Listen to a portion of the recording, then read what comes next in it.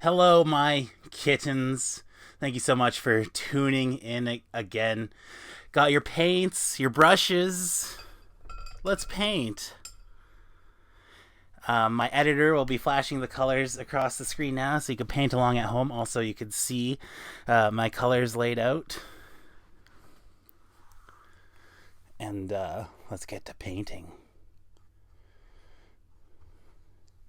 The most important part of painting is the putting the paint on the surface you wish to be painting on. Sometimes I start painting and then I try to add in the cat elements later. And doesn't look like much now, but well, it's upside down. Maybe that'll be the can I paint a cat upside down? Alright, I gotta move my paint cup, because that's way too loud.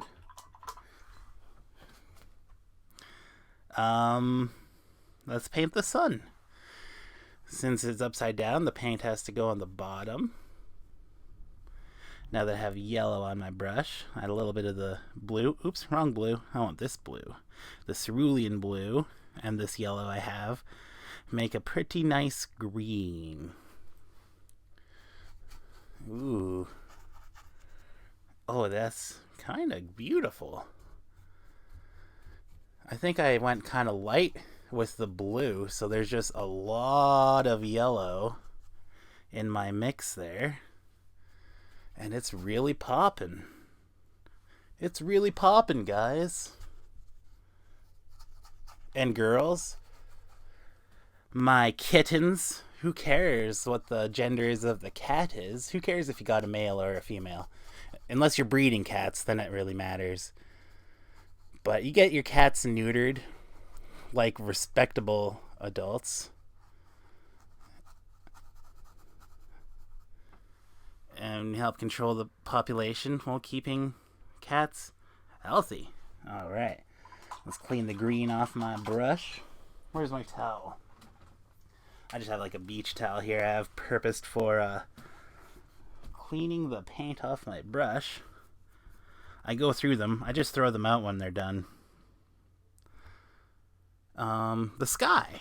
So let's mix some white and the cerulean blue.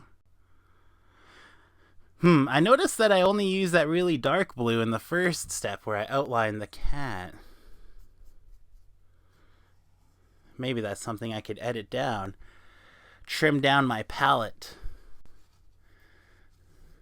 My palette seems to be different for different painting situations. I curated this palette, believe it or not, trying to paint skin tones. I got pretty good at it. I had a lot more fun mixing skin tone colors with oil paint. Because you could mix the tones of the color right on the page.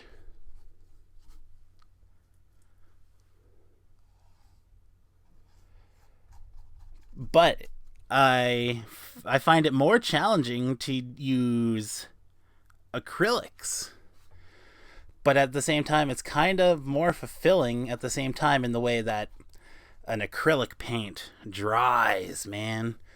This will be dry within a half an hour after I call cut. And my camera guy turns off the camera.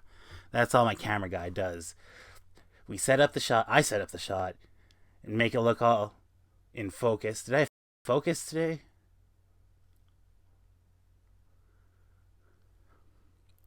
Too late now. The show's already half over. It's not like I could unpaint the painting. It looks kind of good in my viewfinder. So we're just going to have to roll with it. But yeah, my camera guy, if I had my camera guy do more work, but I don't trust him to, that's why I have to set up the camera. But the camera guy comes in and hits record, and when I say cut, he comes in and hits the record button again to stop the recording. And it's a very illustrious job. It pays about $30,000 a year. It's not the greatest job, but once we start getting more viewers, I'll be able to pay them a lot more. Maybe I'll hire somebody new who could actually do a little bit more than just pressing the record button. Yeah. I guess I'll have to move right on to the color of the cat. I use vermilion hue. Mostly because when I was shopping on Amazon one day for my favorite brand of paints, the vermilion hue was on sale. And I got the huge tubs of paint for really cheap. So I use it a lot. There is going to be a time when I'm done with the vermilion hue. But maybe I'll buy more. Maybe there'll be another sale. Maybe this will be one of my colors, baby. Or, more realistically, I'll be able to afford some nice paint colors.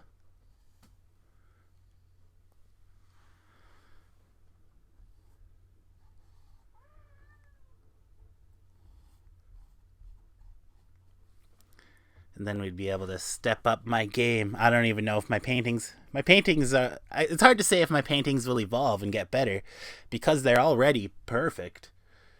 It's hard to improve on perfection, you know? So we'll do what we can. Okay, I have red on my brush, so I might as well mix up my pink now. I'm going to add a little bit of the blue in there, make it a really off kind of pink. And make that the nose. Alright, now I could wash my brush. And grab some white and do the eye whites. And I got the white on my paintbrush.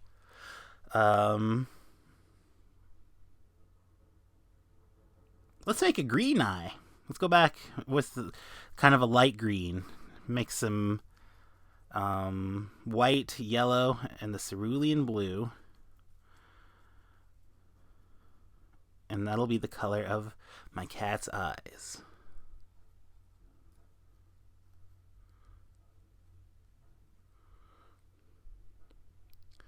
Oh no, keep getting some color mixed in with the eye there. And, yeah, looking good.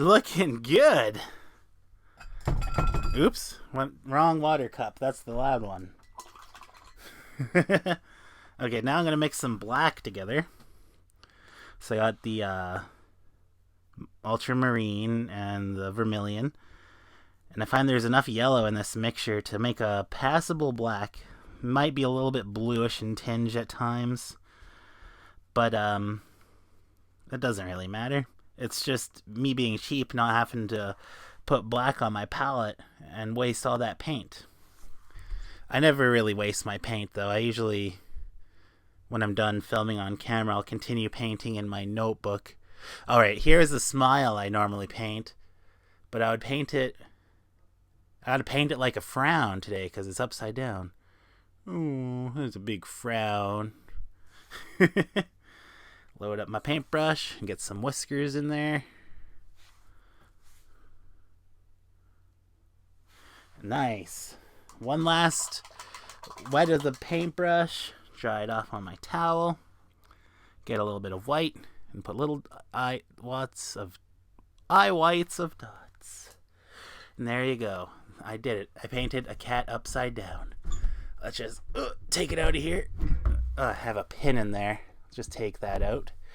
It held it so I was holding it. And voila.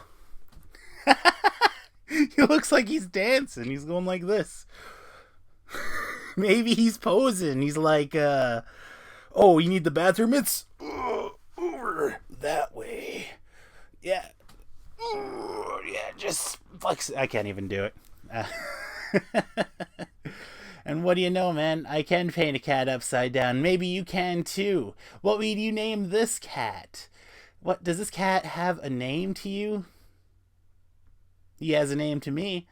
But I'm not going to tell you. That might mess up with you naming your kitten. Thank you so much for watching. Remember to like, share, and subscribe, and goodbye!